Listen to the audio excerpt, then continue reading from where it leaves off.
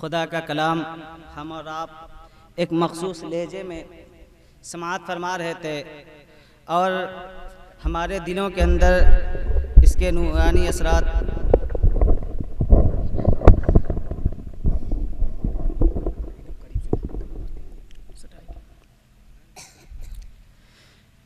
خدا کا کلام ایک مخصوص لہجے میں ہم اور آپ سماعت فرما رہے تھے